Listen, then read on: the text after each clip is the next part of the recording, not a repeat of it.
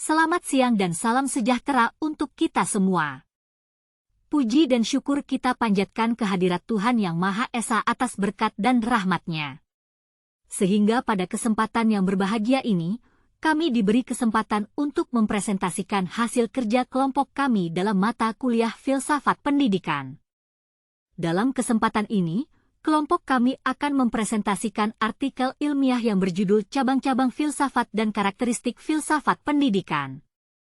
Kami berharap presentasi singkat ini dapat berguna bagi kita semua. Sebelum kami mulai presentasi, kami mohon maaf apabila terdapat banyak kekurangan dan kesalahan. Kami sangat mengharapkan saran dan masukan dari teman-teman sekalian demi penyempurnaan artikel ilmiah kami ini. Sebelum lanjut ke materi, perkenalkan, nama saya Novel Daviria Lenvi. Di sini saya sebagai moderator. Saya Selvani Nanda Ismaya, tugas saya di sini menjelaskan materi cabang-cabang filsafat.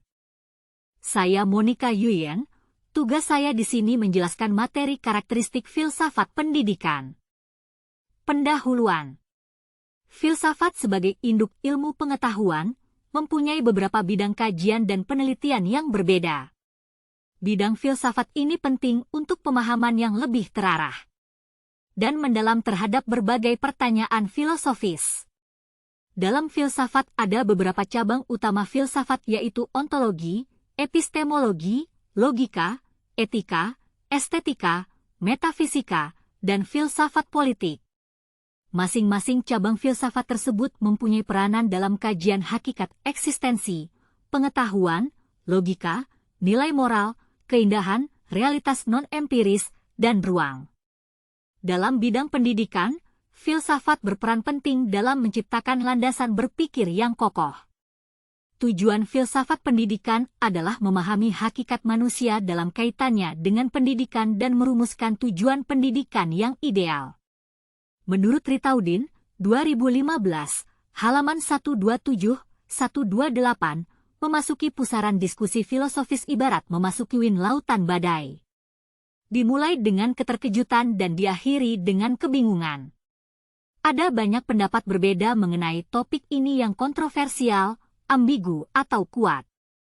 Hal ini disebabkan adanya perbedaan pendapat di kalangan para ahli mengenai pengertian filsafat.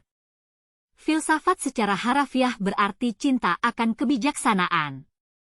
Bahasa Inggris, filsafat, Yunani, filosofia, cinta kebijaksanaan, philos, cinta, atau philia. Persahabatan, ketertarikan, dan sophos, kebijaksanaan, pengetahuan, keterampilan, pengalaman praktis, kecerdasan.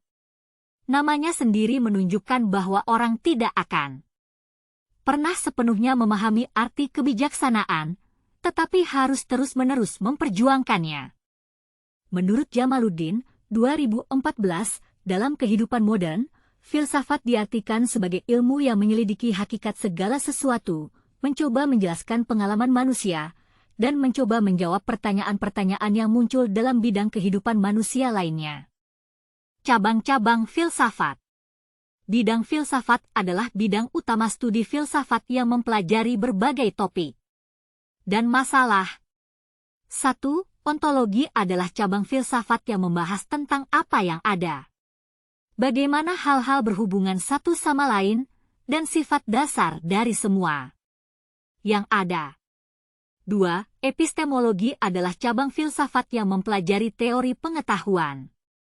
Tujuan epistemologi adalah untuk memahami apa yang sebenarnya adalah pengetahuan, apa yang dapat kita ketahui tentang pengetahuan, dan bagaimana pengetahuan dapat sampai pada batas-batas kita.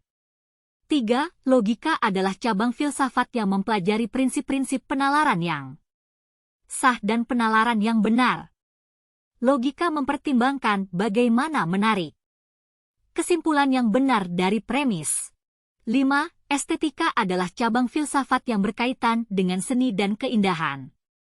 Tujuan dari estetika adalah untuk menemukan pemahaman tentang apa artinya seni, ciptaan, pengalaman estetis, dan apresiasi keindahan.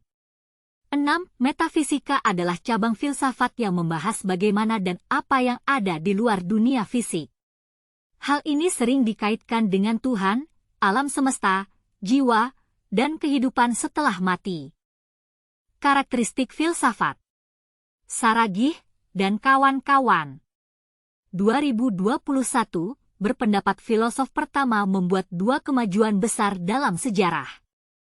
Mereka pertama-tama mencoba memahami dunia menggunakan pikiran mereka tanpa bergantung pada agama, wahyu, otoritas, atau kebiasaan. Sendirinya, ini merupakan sesuatu yang sangat baru dan merupakan salah satu tonggak terpenting dalam pembangunan manusia. Guru pertama tidak hanya memberikan pengetahuan yang benar-benar benar, tetapi juga mendorong siswa untuk berbicara, berdiskusi, dan berbagi pendapat mereka. Kedua perkembangan dalam kehidupan spiritual umat manusia ini muncul bersamaan karena saling terkait dan revolusioner. Itu adalah dasar dari pemikiran rasional saat ini. Metode yang digunakan dalam filsafat tidak sama dengan metode yang digunakan dalam bidang lain. Jika penalaran diutamakan, pemikiran filosofis menjadi lebih rinci, kritis, konsisten, dan teliti. Artinya berpikir secara berurutan antara konsep. Ciri-ciri karakteristik filsafat. Menurut Rewita Salminawati, 2022. Pemikiran radikal. Pencarian asas. Pencarian kebenaran. Mencari kejelasan. Pemikiran rasional. Pemikiran radikal merupakan ciri utama filsafat. Para filsuf berpikir secara radikal, mereka tidak akan pernah terobsesi hanya pada fenomena suatu entitas tertentu. Ia tidak akan pernah berhenti pada suatu bentuk realitas tertentu. Pencarian asas, pencairan asas yang paling hakiki dari keseluruhan realitas, yaitu berusaha menemukan apa yang menjadi esensi dari realitas, karena dengan menemukan esensi suatu realitas, keadaan realitas akan diketahui dengan pasti dan jelas. Oleh karena itu, mencari asas adalah salah satu sifat dasar atau ciri filsafat. Oleh karena itu, mencari asas adalah salah satu sifat dasar atau ciri filsafat. Pencarian kebenaran, berfilsafat berarti menemukan kebenaran tentang semua hal. Kebenaran yang akan dicapai adalah kebenaran yang tidak meragukan, jadi selalu dapat diperdebatkan dan diuji untuk mendapatkan kebenaran yang lebih murni. Mencari kejelasan, berfilsafat berarti mencari kejelasan tentang dunia. Pemikiran rasional, berpikir secara rasional berarti berpikir dengan cara yang sistematis, logis, dan kritis. Kesimpulan. Filsafat mempunyai peran sentral dalam perkembangan pemikiran global dan sistem pendidikan. Ini didefinisikan sebagai ilmu yang mengeksplorasi sifat sesuatu, menjelaskan pengalaman manusia, dan mencari jawaban eksistensial. Filsafat Pendidikan Nasional Indonesia yang berdasarkan Pancasila memberikan arahan moral dan spiritual untuk mencapai keseimbangan, solidaritas, dan cita-cita kemanusiaan universal dalam pendidikan. Filsafat bukan hanya sekedar konsep teoretis, tetapi juga landasan praktis yang mencakup aspek spiritual, intelektual, dan moral kehidupan manusia. Filsafat Pendidikan Nasional Indonesia memberikan arahan moral dan spiritual untuk mencapai keseimbangan, solidaritas, dan cita-cita kemanusiaan universal dalam pendidikan. Demikian presentasi dari kelompok kami mengenai cabang-cabang filsafat. Melalui kesempatan ini, kami mohon maaf apabila masih banyak kekurangan dalam presentasi kami. Kami sangat terbuka untuk masukan dan saran dari teman-teman guna perbaikan presentasi ini ke depannya. Secara garis besar, kami telah menyampaikan pendahuluan materi cabang-cabang filsafat dan karakteristik filsafat pendidikan. Kami berharap presentasi singkat ini dapat menambah wawasan kita semua.